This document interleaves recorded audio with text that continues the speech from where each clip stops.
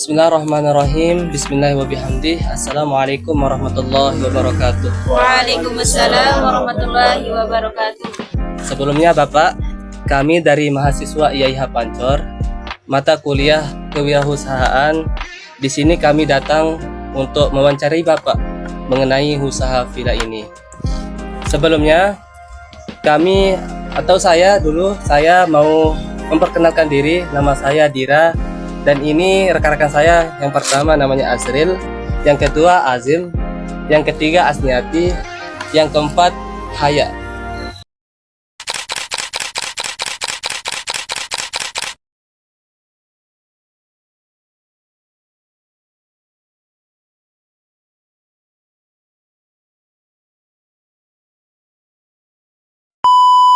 Ya, langsung saja ya ke pertanyaan pertama, yaitu bagaimana awal mula Bapak membangun usaha villa ini dan berapa penghabisan total semua untuk membangun villa ini Bapak?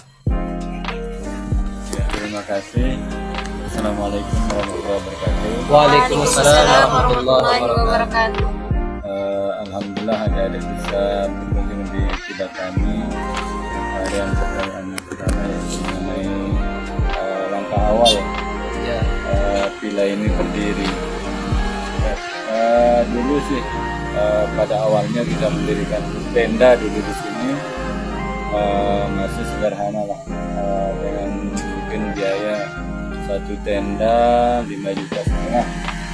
Itu namanya camping ground. Nah, camping ground itu isinya hanya bisa 4 orang atau 5 orang. Berjalan dengan waktu, karena di sini kan musimnya musim dingin atau dingin sekali ya, musim hujan ya, sehingga ya, kita berinisiatif untuk membangun yang permanen. Yang awalnya sih kita bangun hanya 4 hotel, 4 ruangan lah, tempat villa. Tapi seiring waktu ya kita usahakan berdiri satu lagi yang family ya, yang ada yang biasa, ada yang family. Mengenai biaya ya, biayanya ya sekitar ya 500 juta lah untuk sampai dia begini. Itu sih mengenai awal-awal. Itu awal mulanya itu. Ya. Saya Tuh. awal-awal Bapak mendirikan villa ini sekiranya berapa kamar ya Bapak? Awal-awal Awalnya seperti yang saya katakan tadi hanya 4 dulu. 4. Setelah itu berjalan, kemudian satu ditambah lagi 2 yang di bawah, ada 7 lah untuk villa Inka ini. Villa Inka.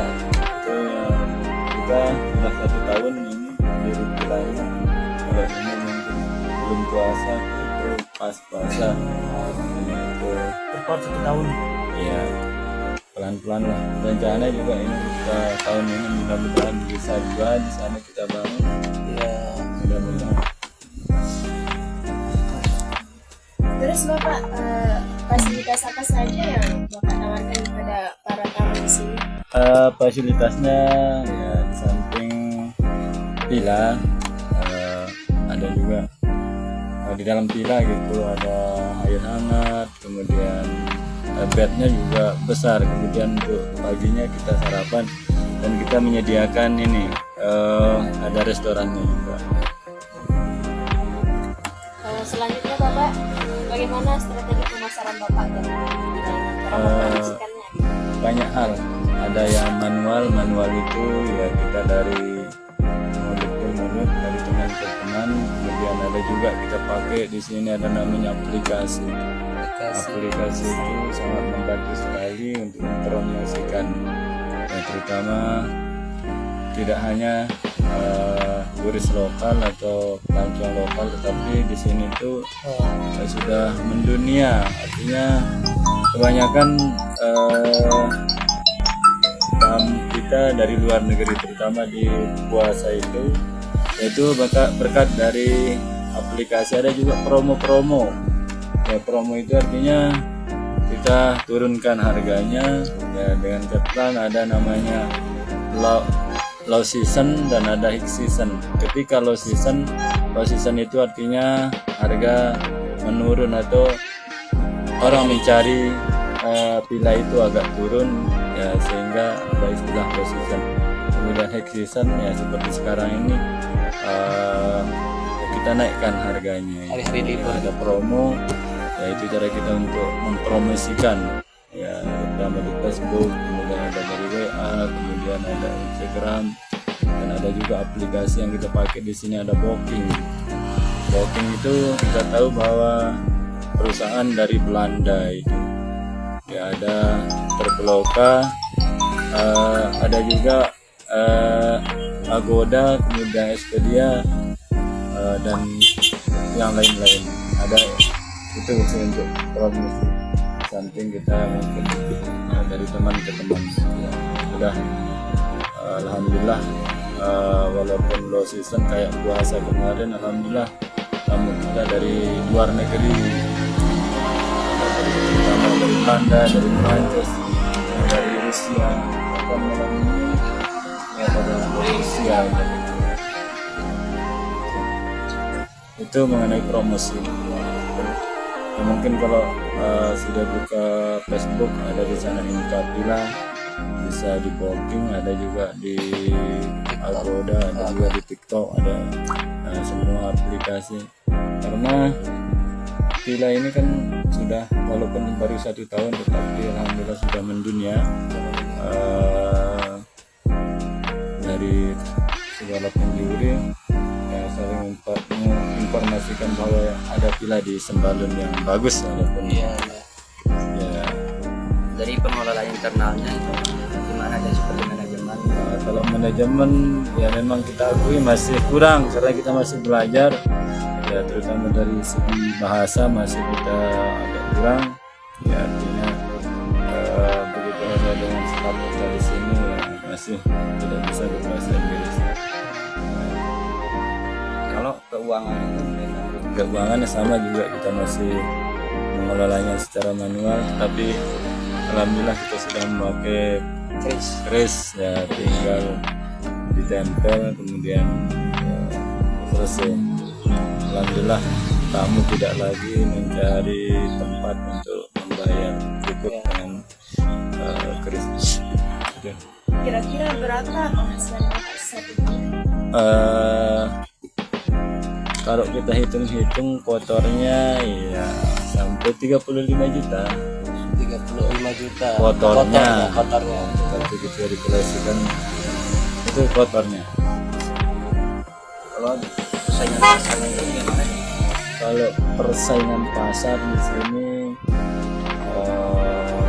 alhamdulillah makin banyak sebenarnya villa, makin banyak. Artinya ketika banyak persaingan, maka kita akan menambah fasilitas yang kita makin banyak mempromosikan.